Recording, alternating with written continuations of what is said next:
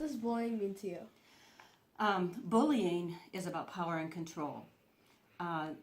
We have noticed a huge increase in bullying, especially with the progressive use of technology. Bullying is very hurtful.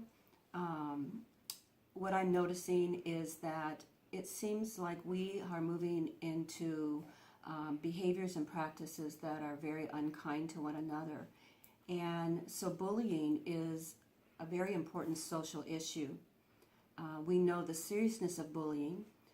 The actual definition of bullying is a pattern of behavior with the intent to harm someone, but there also is an imbalance of power.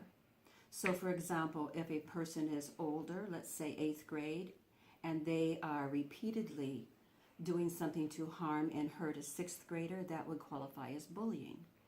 If a student is a special needs student and another student or a group of students are harassing, bothering them repeatedly, then that's considered bullying. Sometimes today in our schools we think that any social conflict is a form of bullying, and it's not. Sometimes it's just the need for students to learn how to disagree and have conflicts without harming. But the other part of bullying that really concerns me is what young people are doing in the privacy of their homes online. And that kind of bullying on all the social media can have devastating results. We know from the news reports that there are many students who decide, because of the rejection, the teasing, the name calling, being ostracized, socially made fun of, that they often choose to end their lives.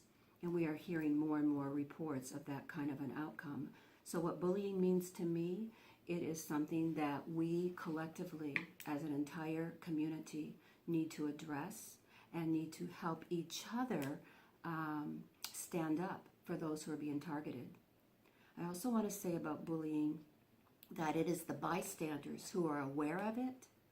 They are the ones that have the most power to stop it, because bullying persists when there is an audience.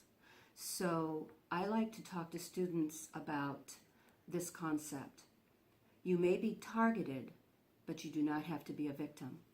And the difference between being targeted and a victim is that the person who's being teased, harassed, hurt, they inform an adult, their parents, staff, someone, so that they can get the help that they need.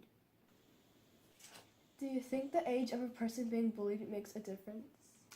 It does not make a difference. In fact, bullying happens at all ages, even in workplaces among adults. Bullying can occur. Social isolation, a pattern of harassing, teasing. It doesn't matter what the age. And quite frankly, there are a lot of adults who are being targeted that don't quite know what to do. They feel very powerless. Bullying is very hurtful, harmful behavior. And no matter what age, it needs to be addressed. Here's the thing. People who are bullied as a child, as a teenager, and into their young adult years, they will oftentimes struggle with anxiety and depression in their older years. But the students who bully, who use power and control and intimidate others, they will often end up in our juvenile justice system. They will often end up in trouble with the law, or in the workplace where they do not respect authority. They do not respect rules and regulations. They believe that somehow they're entitled to their rights over the rights of others.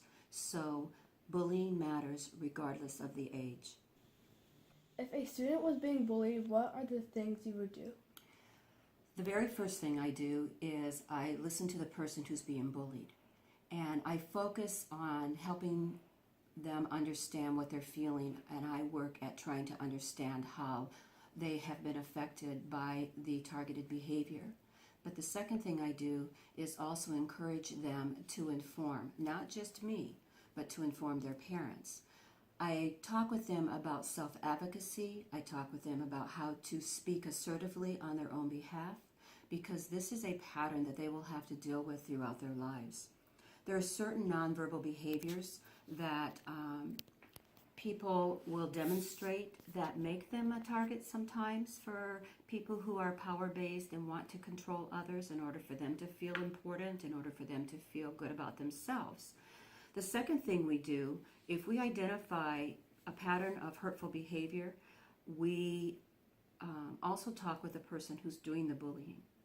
There are consequences, and actually there are new laws that were just passed January 2017 that allows administrators in education to provide more serious consequences of the kind of bullying that really harms and hurts others, including not only suspension but actually expulsion if the behavior doesn't stop. There are times when it's severe enough that we involve the police, so we take it very seriously. We are actually required by law to address any reported bullying. We are required by law to inform parents who come to the school and inform us that their child is being bullied. We are required by law to do a very comprehensive investigation and then to report back to the parent what we discovered and how we are going to support their child who's being targeted.